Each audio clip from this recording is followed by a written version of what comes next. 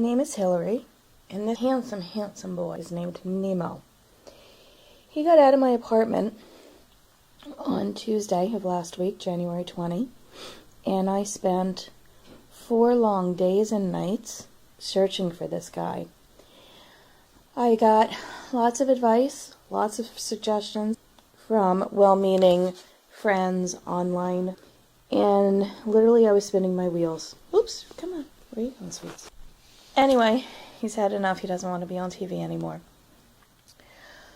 What ended up happening was some friends found Kimberly Freeman of lostcatfinder.com, and they were reaching out on my behalf, and then finally I reached out on Friday, day 4 of him being missing, especially knowing that we were going to get a snowstorm. I live in New Jersey, near New York. Today we are getting slammed with the nor'easter that's coming in. I reached out to Kimberly for help because I didn't know what else to do. I didn't know which way to turn, and I needed somebody who knew what they were doing to guide me and tell me what to do.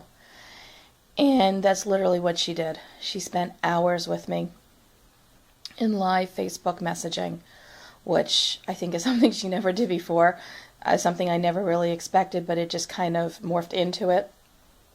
And she just spent hours and hours with me. And the one thing I said to her is, please just tell me step by step what I need to do, and I will do it. And I was essentially her eyes and her feet here. I was taking video of the area that I lost him, and then I lost sight of where he ran to. I won't even get into the detail of all of that. Anyhow, it was after that that I reached out to Kimberly because I just was at my wit's end and desperate. I wish I had reached out to her sooner because I really believe I would have had him back a lot sooner if I had done that and followed her advice and not advice that people were telling me, such as leave a litter box out, leave the light on, put food out, I have his brother, and they literally wanted me to put him on a leash and walk him around my complex. I mean, telling me to go look in garages, knock on doors, look in basements and subflooring and all of that, and I just stopped responding to people because where I live, it's a condominium apartment complex. There are no garages, there are no basements, and people were not even reading my messages, and I got bombarded. Bottom line, when you're dealing with a lost cat, it takes a village to help you get through it. The emotional ups and downs, the turmoil, the guilt, the fear.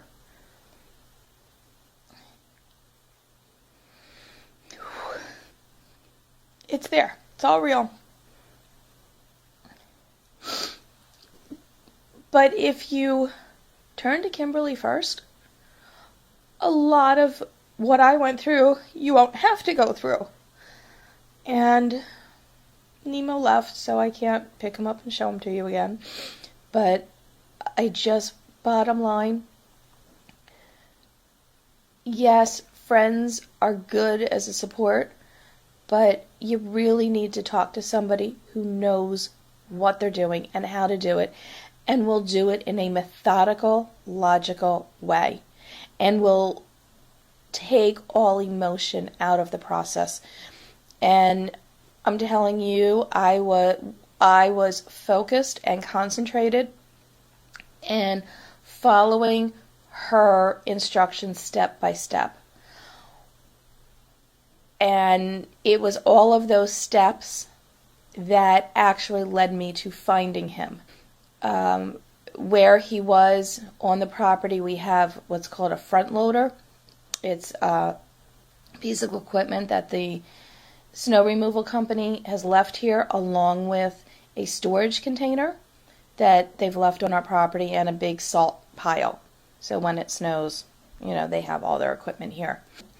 But I just want to let you know if you have a missing cat, contact Kimberly first thing. Do not hesitate. I mean, obviously, first thing you go and search. You start a search immediately. You look around. You know, hopefully get eyes on your cat. But if not, take the time and contact her. She will be a godsend for you, a lifesaver. I know she is for me. And Nemo and I are forever indebted to her. Here is where I found Nemo. So there's the flippin' front loader. This is the container. The snow has melted a bit. We had over 5 inches. It was covered. Oh, there we go. There's a 6-inch opening. As you can see, it's open on the other end. So Tina and I were at this end with the cat carrier, my food, trying to entice him. You can probably hear the noises going on inside the shed because it's where they keep the snow plows.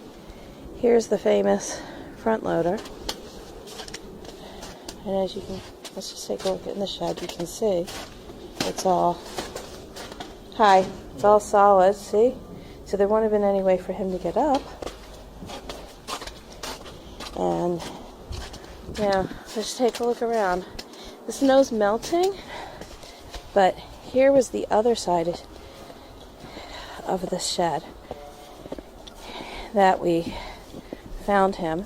And you can see it's covered with snow. I'll zoom in. You can see the opening here through the snow. That no one's going to clean this. It has to melt. And I'm just going to pan around so you can see everything's snow covered. And if we look over here on the other side of the truck, see the silver truck? That's home. Those bottom windows, that porch, that's home. This is how far he is. Look at this place. This is what he was found in. This storage shed, as you can see, it's holding all the snow material, the plows and whatnot. The front loader. Yeah, just look at this place.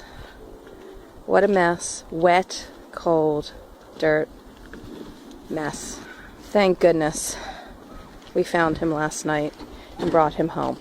Got a vet appointment this afternoon to get him checked out. He is dehydrated, and of course he's lost weight, all to be expected. Words cannot express how I'm feeling right now. Is that not the best sound you've ever heard?